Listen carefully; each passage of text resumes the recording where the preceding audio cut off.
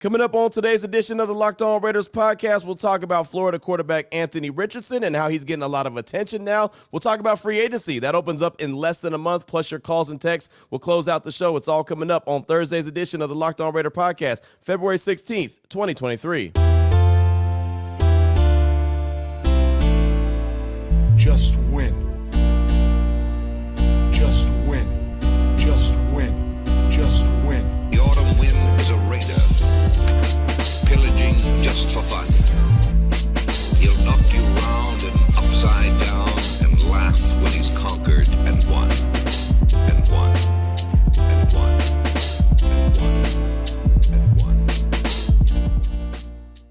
And welcome in, Raider Nation, to another edition of the Locked On Raider podcast. Thank you so much for making the show your first listen each and every day. Remember, you can find the Locked On Raider podcast free and available on all platforms. That includes YouTube. Thanks to my man Ari. He's doing a fantastic job on YouTube, and the page is growing, right? The YouTube page is growing by the day, and we're almost up to 4,000 subscriptions. So anyone who subscribed to the page, we definitely appreciate you. Anyone who's just checked out the page for a minute or 31 minutes, we definitely appreciate you. And also, we appreciate my man Ari on Twitter at Ari Producers, who makes sure we're up there. It's on point. He'll call me at any time of the night and say, hey, Q, this ain't right. We got to do it again. Run it back. Send me this. Send me that. The dude is on it. So definitely thank Ari for all his contributions. Today's edition of the Locked On Raider podcast is brought to you by FanDuel Sportsbook, the official sportsbook of the NFL. Make every moment more. Visit FanDuel.com/LockedOn today to get started. And let's go ahead and get started. Let's talk about quarterback Anthony Richardson out of Florida. He's one of the big four. Of course, we're talking about Bryce Young, C.J. Stroud, Will Levis, and Anthony Richardson.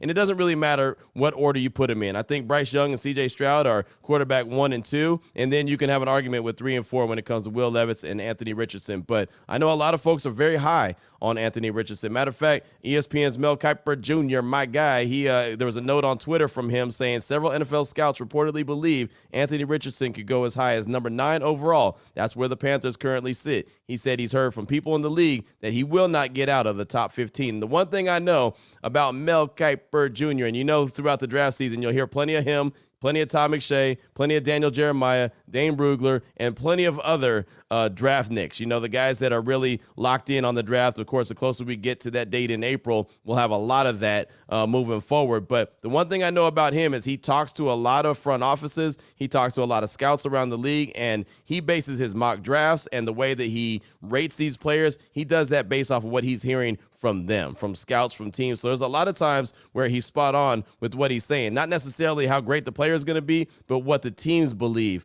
and how great the teams believe that they can be. So Mel Kiper was on ESPN, and he was talking about Anthony Richardson. And again, he's a guy with a big ceiling, a guy with a lot of athletic ability, but will he be a franchise quarterback? Well, this is what Mel had to say. Think back to that September 3rd Utah game. Utah is a field goal favorite. It's at the Swamp.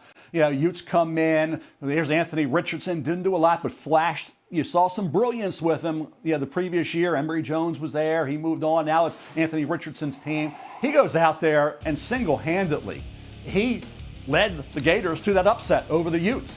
I mean, he was incredible. He had over 100 yards rushing. I believe he had 3 rushing touchdowns in that game. Completed, I believe, like 71%, 74% of his passes against that Utah defense. Everything he did turned to gold. I mean, it was amazing. That was like Anthony Richardson, first game out of the blocks. When you don't have preseason games in college football, Anthony Richardson was on fire from the start to the finish against Utah. A really good, well-coached football team, right? So you figure, boy, I think he's got a chance to be the number 1 pick overall. Heck with all this talk about, second round, maybe late first. He could be in the discussion to be the number 1 pick. Next week, I think they were playing Kentucky. And you think, okay, he's going to build on that. He won't be as good, but you'll see him keep, showing that kind. I think it was at 40%. Interception. He didn't do anything with his legs. They were able to defend him, Kentucky was, and really frustrate him. He went from being this A-plus quarterback, this quarterback say, boy, now we see this is going to be polarizing. This is going to be frustrating. This is going to be difficult, the evaluation process with Anthony Richardson, because you see the talent, you see the ability to run and destroy defenses with his legs, you see the big-time arm strength, but you see layups that he's missing. He's going to the left, he's bouncing throws, bubble screens, not on the target.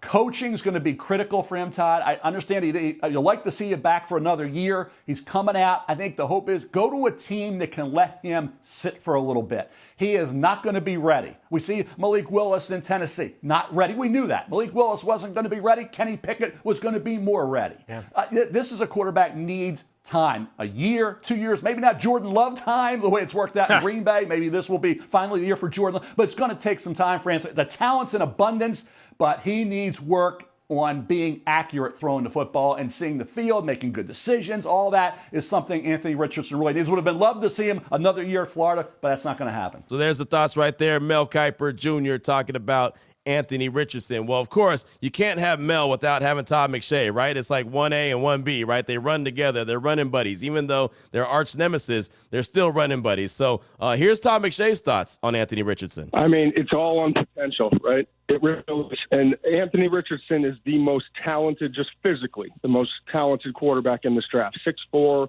220-plus pounds, rifle for an arm, unbelievable mobility. But he is not there yet. So you have to know that your head coach, offensive coordinator, quarterback coach, they're all in lockstep, and they believe that they can develop him. And if you don't believe that, then you don't make that decision. And I struggled with it, I'll be honest. I mean, Anthony Richardson could go late in the first round. He could go in the second round. But from a talent standpoint, and we're seeing so many more mobile quarterbacks in the league and guys who – I mean, Patrick Mahomes wasn't ready when he came in the league, but he had Alex Smith and he had Andy Reid and he had a year to develop. And so if you can put him in the right spot, I'm not saying that I keep using Patrick Mahomes, but I'm just saying he has the physical tools to be special at the next level, and that's why I think he's going to wind up getting drafted a lot higher than people would think based off of his stats and what Florida did this past year. So there's Todd McShay. He actually has mock draft 2.0 out right now, which is wild, right? But he has Richardson going number 9 overall to the Panthers. And just for S's and giggles, he actually had quarterback Will Levis from Kentucky going number 7 overall to the Raiders. And again, I mean, it's February 16th. So mock drafts don't mean anything right now. Of course, you haven't even hit free agency yet, which is coming up in less than a month.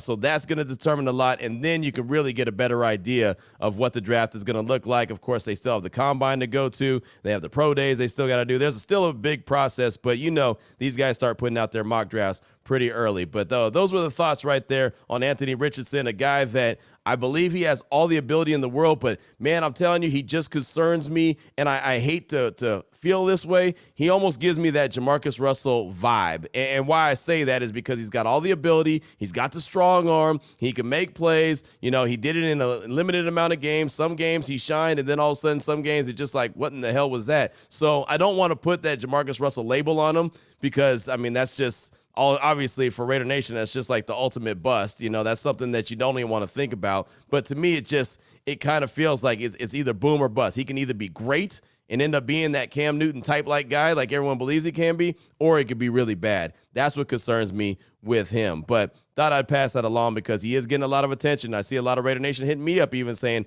Anthony Richardson's the guy, Q. You need to make sure to pay attention to him a little bit more. Final little nugget I have for you for segment number 1 of today's Locked On Raiders podcast, kind of news and notes. Thought this was interesting when it comes to the AFC West.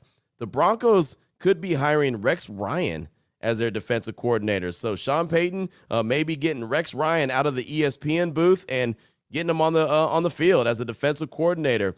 This was out there by Ian Rappaport. He said, Rex Ryan has emerged as a top candidate for the Broncos defensive coordinator job per me and Mike Garafolo. Ryan has been on ESPN after being fired by the Bills in 2016. If all goes well, he could be headed back to the NFL. So that's an interesting little nugget. Denver's trying to put something together. Of course, they have a really good defense right now, but Rex Ryan, he's a guy that has made his way in the NFL by his defensive chops. Of course, his brother Rob Ryan's on the Raiders staff right now. We all know Buddy Ryan, their famous dad. So I think Rex Ryan is a pretty good defensive coordinator. And when you already have a lot of defensive good players there, that helps that transition a little bit better. So something to pay attention to. I'm not saying it's the end-all, be-all. I think Sean Payton being the head coach is a much bigger deal than Rex Ryan being the defensive coordinator. But found that to be pretty interesting, that you might see Rex Ryan no longer on ESPN and on the sideline there in Denver, making the AFC West, in my opinion, that much more interesting. So that's what I got for you for segment number 1 of today's Locked On Raiders podcast. Coming up in segment number 2, I had someone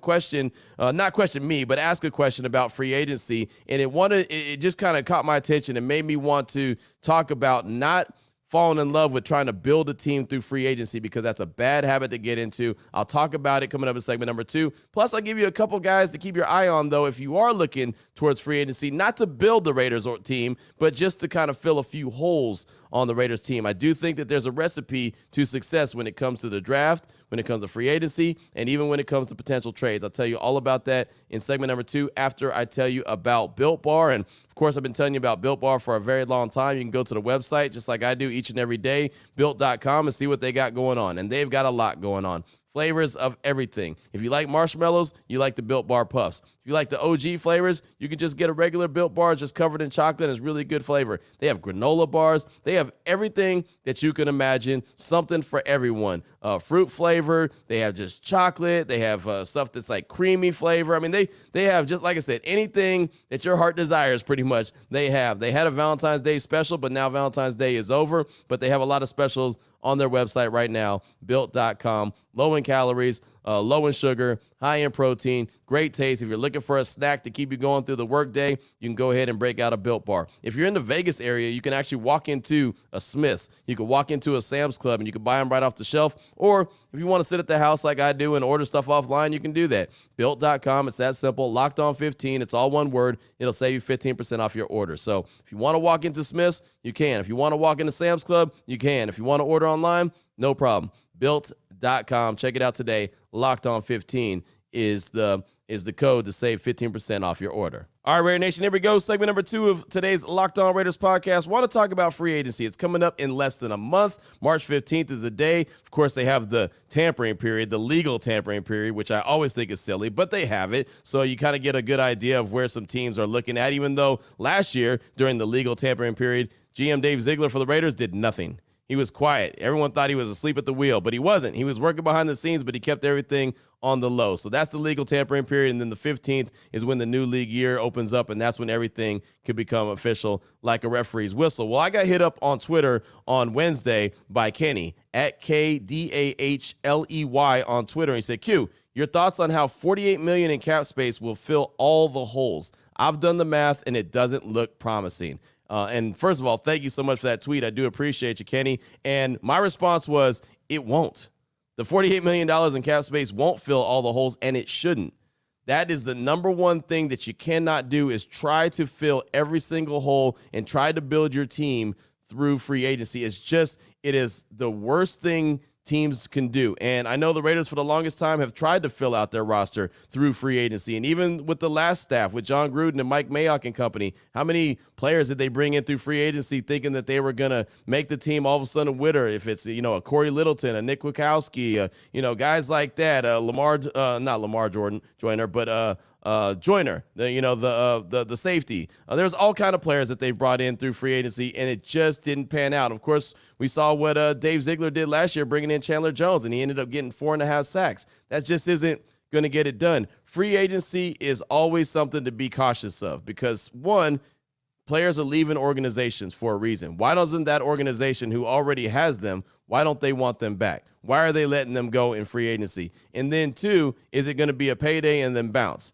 And then on top of that, you don't have any consistency. What you have to do if you're going to build a team, you've got to be able to hit in the draft. That's something that the Raiders have not been able to do in a very long time. They've got to find a way to consistently hit on the draft. So Dave Ziegler, his job, now that he has had a whole season to kind of get his vision going, and depending on what they end up doing with the quarterback position, looks like he's going to have a bunch of draft picks to try to build the team. Looks like they'd have up to like 10 or 11 draft picks. Again, that depends on what they do with the quarterback position. If they end up making a trade for like an Aaron Rodgers or moving up in the draft to go get a rookie, they obviously wouldn't have the full allotment of draft picks, but they can fill a lot of holes with the draft capital that they have. I like what Dave Ziegler did last year with a limited amount. I think Dylan Parham was really good, the third-round pick. I thought Thayer Munford played a nice role as a seventh-round pick. Zamir White obviously didn't get any burn, very limited amount of snaps. Britton Brown got none. right? And then, of course, the defensive tackles, Butler and Farrell Jr., they didn't really get too much burn either. So interested to see what they'll do in year two if they can take a step forward. But the running backs are there. Zamir is there and feel like he can get a little bit of burn and he could be that guy. But who knows what's going to happen with Josh Jacobs, and who knows when Josh Jacobs is going to decide to come off the field, right? I believe he's going to return. But with that being said, you've got to really do the most of your work, the most of your damage through the draft, be able to build up that cupboard of talent. So when free agency does come up, they could pick and choose who they bring back and who they don't. They can feel comfortable with, hey, can let that right tackle walk, or can let that, that middle linebacker walk because, well, there's another one coming up right behind them because our draft system is that stinking good. So you're not going to be able to fill all the holes that the Raiders have. They need defensive help on all levels. They need a right tackle in my position. Obviously, they need a quarterback. I think they need a cornerback, too. I'd like to see a really good cornerback. So anyway, I was paying attention and looking at some of the free agents that are going to be available this upcoming year. And I just had a couple guys that I wanted to point out and just bring to the table and even get your thoughts on it. And, of course, you could always chime in at 707-654-4693. It's a Locked On Raider podcast voicemail line. Of course, we'll start with quarterbacks because that's the hole right there. Mike Florio from Pro Football Talk, when I was on Radio Row on Friday last week in Arizona, he had mentioned Baker Mayfield. He said that he thinks Josh McDaniels really likes Baker Mayfield. He had worked him out. I think I brought that to the table on this show just the other day, and that was not even on my radar. Mike Florio brought that up and put that on my radar. And, when I looked it up and kind of got a gauge on what the experts believe that Baker Mayfield's going to cost for a free agent, they said about $8 million per year. And the thing about it is Baker Mayfield, for a quarterback, is still young. He's only 28 years old, and that's the key. If you're going to go and dip into free agency, what I would prefer to see is a guy with production, a guy that's young so he can still play for the team for a while, not a guy that's on his last legs. And no disrespect to Chandler Jones, but, he's a guy that even though I was excited about him when the Raiders signed him, that he's kind of on his last legs. He's been in the league for a really long time. I prefer to see the guys around 25, 26, not quite 30 as free agents. And I know Devontae Adams is in the 30s, but Devontae Adams was a stud. So it's a kind of different ball game. But if you look at Baker Mayfield, 28, obviously he wants to revitalize his career. I'm not a huge Baker Mayfield fan, but I do know he's got that swagger. He's a playoff quarterback. He took the Browns to the playoffs, former number 1 overall pick. He's got the confidence to get it done, so it could be someone to pay attention to. Now, if the Raiders wanted to go crazy extreme when it comes to the quarterback position, go after Lamar Jackson, right? That would cost you a lot of money and cost you draft capital as well. And the estimation on him, and he's only 26, so still has a long career in front of him, $51 million per year. At least that's what he's looking for. So, again, ton of draft capital to get him, and it would cost a lot of money to get him as well because, look, the Ravens aren't going to just let him walk. It would have to be a franchise tag and then trade. So that's what that would be. But now let's get into some realistic free agents that the Raiders could possibly look at. And I said a right tackle. How about Jaguars right tackle Jawan Taylor? He's only 25. He just wrapped up his rookie contract. And I'll tell you, the first few years of his rookie career, or his not rookie career, but his career, wasn't very good. Right? It was like, is this guy going to figure it out? Is he going to figure it out? Is he going to figure it out? Look what he did last year. He did really well. He finished out his rookie contract, only allowed 5 sacks for the Jaguars, who had a top 10 offense last season. So they're looking at ESPN ranked Taylor as the 14th best free agent in the free agent class upcoming. And the Jaguars, they're kind of strapped for cash right now. So maybe that's the guy that they allow to walk. They estimated his contract being about $13 million per year. I think that that's something that's reasonable. Especially if you can get a solid right tackle who's still young for a long time and $13 million per year, that's not too bad.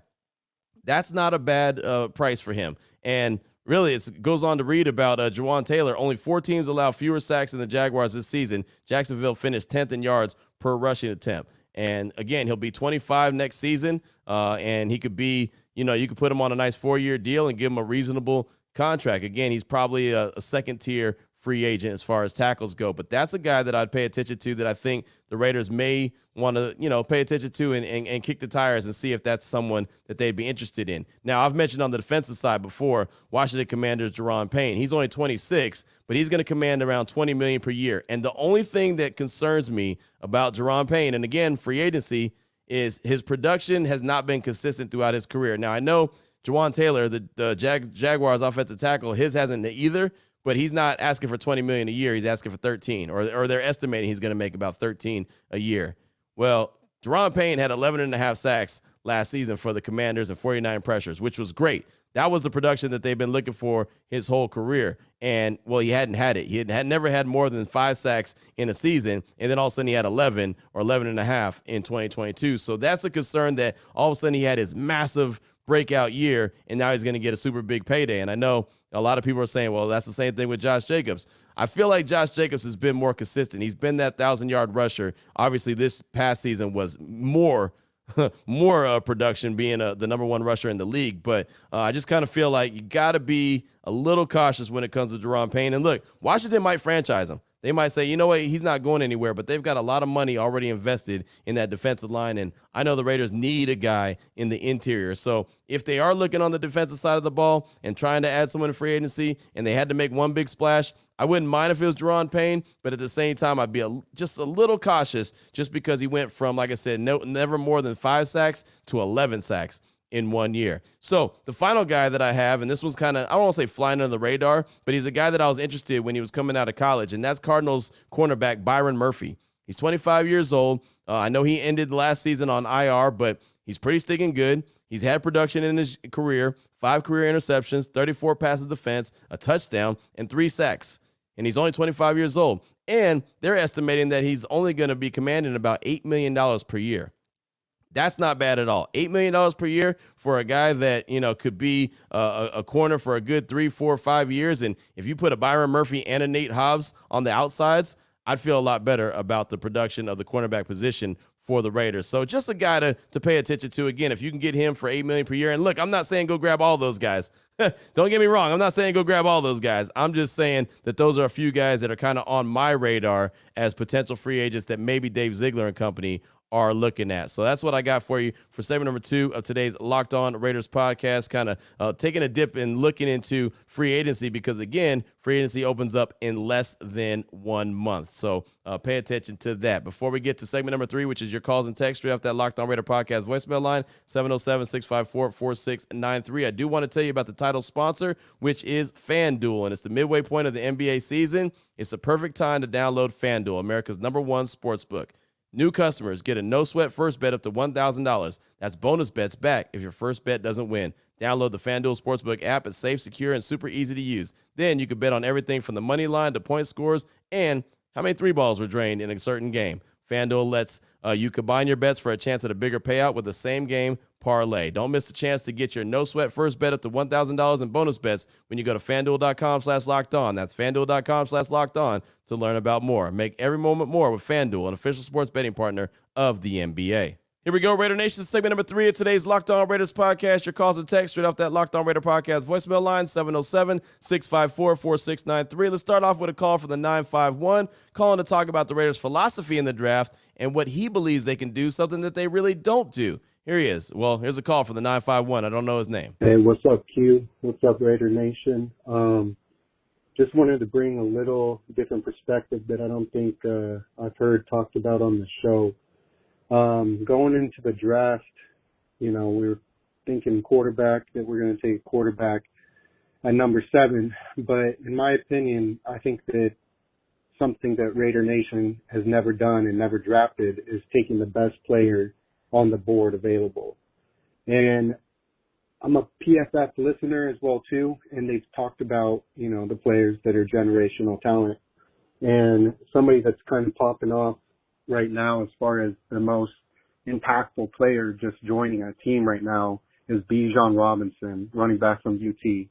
I wanted to get your take, Q, because I don't know what it would be like to either trade Josh Jacobs. I know that we have to give him a contract. I don't know how that works, if we can franchise tag him and then trade him and see what kind of draft capital we can get for Josh Jacobs. But just to let you know, Bijan Robinson is being comped to LaDainian Tomlinson, Christian McCaffrey, just a generational type running back. All this being said, of course, we need a quarterback first. But just wanted to get your idea if we do sign Aaron Rodgers, which sounds 50-50 right now, up in the air, which I would love to have Aaron Rodgers as part of this team. But just to have a workhorse rookie running back on our team, I think would be a big deal. And just to let you know, I saw some stats the other day. The last 7 Super Bowls, the highest paid running back out of the last 7 years has been LeGarrette Blount, $2 million. So, I love Josh Jacobs. He was my first Raider jersey I actually ever had. But, he is old. This is the best season he's had. Do we expect him to have this season that he had this year, next year? Probably not. So just want to know what you think we could get for Josh Jacobs and your idea of just taking the best player on the board. I know that's a little high for running back, but again, generational talent. All right, take care, Q. Thank you so much for the call, my man. And believe me, I know Bijan Robinson really well from my time in Central Texas. Obviously, I was covering Baylor, but UT was right down the street. And obviously, that was a team and a program that we paid a lot of attention to. And Bijan Robinson is a dude. And you're right. He is definitely climbing up a lot of draft boards. I have a lot of faith in Dane Brugler, who actually works for The Athletic right now. He put out his top 100 prospects list, not putting out the mock draft order, but just putting out the top prospects list. And he actually has them at 6.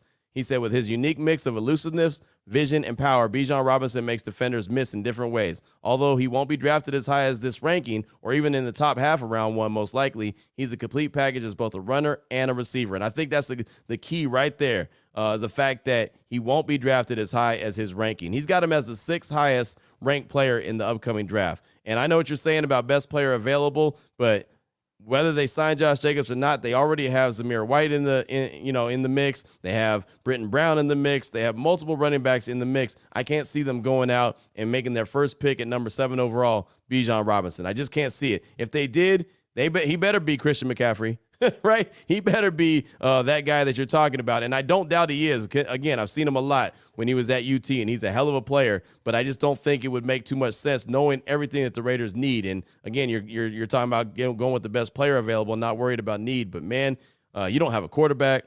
You don't have a lot of dudes on defense. I mean, there's a lot of areas and a lot of holes that you can fill, or address as opposed to just a running back position. So it would make sense as far as the money. You wouldn't have to pay Josh Jacobs a ton of money, and Bijan Robinson is a younger dude, and you can have him for some years. But yeah, I don't think that would make a lot of sense. But the best player available approach does make sense. So if they get there at number 7, and maybe the best player available is an offensive lineman, offensive tackle, or maybe an edge rusher, or maybe interior defensive lineman, I could definitely see them going in that approach, and I don't think anybody would have a problem with that. Thank you so much for that call. I do appreciate you. Next up, got a text from Bill in the 301. He says, "Hey, Q, it's Bill in the 301.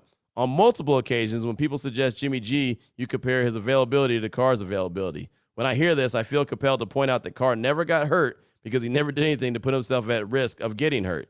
Jimmy G plays to win, and Carr always plays not to get hit. It's a nothing ventured, it's nothing lost, and nothing gained situation, in my opinion. I'd rather have Jimmy G putting it all on the line trying to win than what we had with Carr, throwing the ball away on 4th down with 8 seconds on the clock from the 20-yard line just because he wanted to avoid being sacked or throwing an interception. That's all I have to say. Thanks for all that you do. Go Raiders." That's Bill in the 301. Thanks for the text. I appreciate you. And, I mean, yeah, you can look at it like that. But, again, if Jimmy G is going to go out there and be reckless and get hurt, again, what does he do for you if he's only out there for 6 games? So, okay, he throws it all on the line. He gives you everything he's got for 6 games. And then all of a sudden, then what? Right? That's my point. I understand what you're saying, and I know a lot of the frustrations with Carr clocking the ball on the ground or throwing the ball away or whatever, giving up on plays, checking down. I get it. I totally get it. I just don't think that Jimmy G is an upgrade over Derek Carr. That's just my personal opinion, but I understand what you're saying. If the Raiders are going to go and get another quarterback, which obviously they are, I would like to see a big-time upgrade. Again, that's just me. So thanks again for that text, my man. It's good to hear from you. Next up, I got a call from Jordan in Oregon. He's calling to talk about the quarterback traits that I was talking about on Wednesday's show based off what new Colts head coach Shane Steichen had to say in his introductory press conference. Accuracy, decision-maker, and ability to create plays. Here's Jordan in Oregon. Hey, what's going on, Q? Jordan in Oregon. Loving the podcast here on Wednesday. I wanted to just give you a call and say props to you, man, for kind of figuring out a way to word the ability to create. I really love that segment of your podcast, and I think for years now there's been a trend of the quarterback position going this way, And I love that interview you shared with the new Colts coach. And I wanted to bring up is that I think for a long time everybody's tried to find a way to explain where the NFL is headed. And, you know, those three traits of that the Colts coach laid out, and then you also emphasizing the ability to create. I just wanted to add, I think that is the future of the NFL, and I think honestly, probably down the line, that could be the most important trait, because we've seen some of these really young guys coming out of the draft. You know, the Josh Allens, even this Will Levis kind of looks this way, is that you can coach these guys up. If they have all the physical tools in the world, which a lot of these guys do, they're just coming out like, you know, looking like some sort of player you'd make on Madden, man, like that Will Levis kid. He's Josh Allen 2.0 as far as size. And so I just look at it as if the kid has the right mindset to keep basically building on his skill set. But that first thing, the ability to create, I just love that, Q. And I just wanted to let you know I appreciate the pod, and peace out, man. Yeah, man, thanks for the call. I do appreciate you, and I agree. That's the way the league is going. That's the way that you've got to really, or at least it seems like that's what you've got to have now, guys that can create. And it doesn't mean Lamar Jackson create. It doesn't mean Kyler Murray create, or even Jalen Hurts, what you saw in the Super Bowl, 70 yards rushing and what he was able to do. But you've got to be able to have the ability to, you know, get yourself out of trouble, even if it's just to throw the ball. You've got to be able to do something like that. And it's funny, talking about Jalen Hurts, I remember when I did the show, and I don't know how long ago it was. Obviously, it was before he came out. He was still in college. And I started the campaign for the Raiders to draft Jalen Hurts. And I said that that's who they need to have sitting behind Derek Carr. Once they're ready to move on from Derek Carr, they need to have him ready to go, because he's got all those traits that we were talking about. But if you miss what Shane Steichen, the new head coach of the Indianapolis Colts, had to say, he comes over from the Philadelphia Eagles. This is what he was talking about. I put it on Wednesday's show about what he's looking for, the traits he's looking for in a quarterback. Yeah, I think accuracy, decision-making, and the ability to create are the three things that I look at in a quarterback. I think all three things are very important. But obviously above the neck, I think that, you know, the players that I've been around, Jalen Hurts and Justin Herbert and Phillip Rivers, they all have one thing in common. They're obsessed with their craft. And if you can find that in a quarterback, you're probably going to have some success. So there it is right there. Just in case you missed Wednesday's show and you didn't know what Shane Steichen was talking about, those are the traits I mentioned. Accuracy, a really good decision maker, and the ability to create plays. And I also love how he said have an obsession with the position. And I know you don't have to have an obsession with the position to be a great player. I know that players could have other interests, and that's fine. But, man, I sure would love to see a guy that is the quarterback of the Raiders that just, like, lives and breathes and dies football. I would. And I know that could be me being selfish, and that's okay. I'm all right with that. You know, but I say it all the time about a lot of different things and a lot of different, people in life and entities. You know, the great ones are the ones that are obsessed. The good ones are the ones that are just good at what they do, right? There's a difference, and you don't have to be obsessed. But, again, the elites and the greats are obsessed with what they do, and that I would love to see the next Raider quarterback be that guy, and I believe Jalen Hurts is that guy. You know, I hate that it always goes back to Jalen, but I feel like he's that guy. He's obsessed with getting better. That's why you saw him improve since he's been in the league to where he was on Sunday when he played in the Super Bowl. So thank you for that call, my man. I do appreciate you. I got time for one more text. It's a pretty lengthy text, matter of fact, from John in the South Bay in L.A. Hey, Q, you're a tireless worker. Props to you for all that you do. Also understand your commitment to being the nation's first listen each and every day is really appreciated. You're like the donut with our coffee in the morning during our work week. A question steering away from the D.C. stuff and the draft talk. Considering Josh McDaniels' deficiencies in his first season as a head coach, the blown leads, game management, and who knows what else, do the Raiders have an assistant head coach or senior assistant to help McDaniels out? If they do have one, not much is talked about him. Their staff, both on offense and defense, is fairly young and inexperienced, Graham and Lombardi. And I think it would be a huge benefit to have an experienced coach, maybe even a former head coach, that Ziegler and McDaniels trust to help during games or practices that can lessen the burden so Josh can focus on his areas of expertise. Recent examples are Mike Tomlin hiring Brian Flores or Ron Rivera with Jack Del Rio. The Panthers just hired Jim Caldwell as a senior assistant the other day. I just feel like it helps to have experienced staff that have been through it. Also, consider when McVay was first hired, getting Wade Phillips was huge. Imagine a young McVay having to go up against Phillips' defense every day in practice. Iron sharpens irons, and I think it would benefit to have that experience somewhere on this staff in one capacity or another. That's from John in the South Bay in L.A.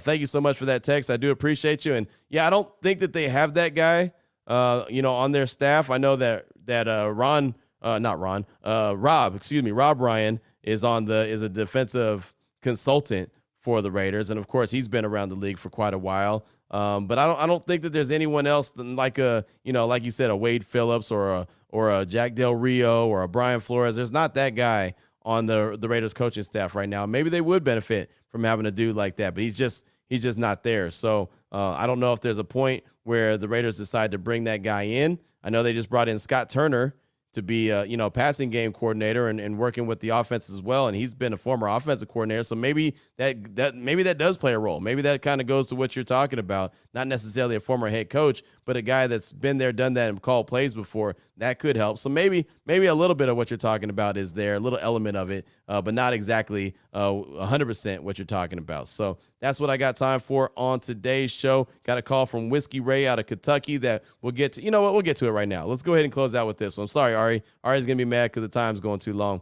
Whiskey Raider out of Kentucky. He's calling to talk about the quarterback of the future for the Raiders and gives his thoughts on Kentucky quarterback Will Levis. Hey, Q. It's your boy Whiskey Raider out of Kentucky. I just want to talk about Will Levis real quick. The man had a hard year. He had a terrible OC, a horrible offensive line, and he was hurt because of a horrible offensive line. But he's got a lot of heart, and he cares. I'm not saying he's the answer to the Raiders' prayers. Does he have potential? Can he be developed? If you look at the film from the previous year when he had Liam Cohen, the offensive coordinator from the Rams there, the O-line was phenomenal. The run game was on point. He was good. And you can see the progress from that year to this year. So I think with the right development, the man could be amazing, and he could potentially be the quarterback of the future with development and the right coach. So just wanted to throw that out there. Huge Kentucky advocate as a diehard Wildcat fan, but even more, go Raiders. Take care. Best of luck to you. Love y'all, Raider Nation. Out. Thank you for the call, my man. Him and Richardson, they really concern me. I'm just not sold. And they might end up being the best quarterbacks in the draft, right? At the end of the day, they might end up being the end-all, be-all. I'm just not sold, which does not mean anything. Does not mean that they're not going to be good. That just means me. I let you hear the sound from Todd McShay on Anthony Richardson in segment number 1. He did have something to say about Will Levis as well. So we'll close out with this. We'll close out with Todd McShay from ESPN talking about Will Levis from Kentucky. Anthony Richardson and Will Levis, the two most polarizing players in this draft. There's no question about it. Will Levis, outside of Anthony Richardson, has the strongest arm. He's mobile. And if you talk to anyone in the state of Kentucky, I mean, on campus, doesn't matter where, his toughness, his character, his leadership, it's everything that you look for. I struggle with Will Levis because I think inside the pocket, when things aren't going well, his eyes drop and he doesn't quite see everything and doesn't have that sixth sense, if you will, like Bryce Young has. And Bryce Young makes it look so natural and smooth. That's where it's an issue. And talking to everyone in the league, I in a 5-day span, I talked to 2 general managers in October. One said, I'm worried that he's going to be Carson Wentz because he plays quarterback like a linebacker. Is he going to stay healthy? Does he see the whole field? And the other GM said 5 days later, I think this guy could be Josh Allen. So he's a tough one. He really is, because the physical tools are there and all the intangibles are there. But is he going to be able to pull it all together? That's the big question I have. So there you go right there. You heard from him, and it's not just him. It's not just Mel Kiper. It's plenty of folks that are really on the fence with Will Levis and Anthony Richardson. Like, those are the 2 biggest question marks when it comes to the quarterback position in this year's upcoming draft, and that's mainly because both of them are going to be drafted really high. So if you draft a quarterback really high, you want to make sure you hit on them. And so many times we see in the first round quarterbacks they just don't hit on quarterbacks. It just doesn't happen. And so that's why there's so many questions about both of those guys, Levis and Richardson. And like I said, they might end up being the best quarterbacks in the whole stinking draft. But thank you so much for that call. I do appreciate you. And now I got to wrap up the show. Ari's looking at me crazy. He's looking at the clock. Q, what are you doing? I'm messing it up. Sorry, Ari. I won't do it no more. Coming up on tomorrow's show, we'll close out the week really strong. We'll have more calls and texts. We'll have more news and notes. And, of course, we'll have plenty of conversation. I definitely appreciate you for making the Locked On Raider podcast your first listen each and every day. Remember, you can find the show free and available on all platforms. So until tomorrow, Raider Nation, take care of yourself, take care of your family, love on your family. Most importantly, as always, just win, baby.